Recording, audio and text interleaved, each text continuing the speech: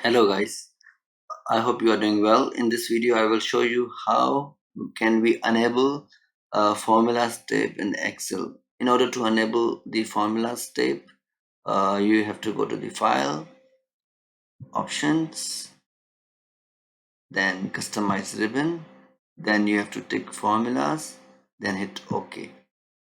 Here you will see the formulas and you can work with couple of formulas, whatever you want to do.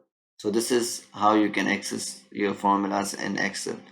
If you want to disable this option, then just go to the file options and then you will see customize ribbon. Just untick the formulas. Okay, now it's gone. So this is how you can play with the formulas. Thanks.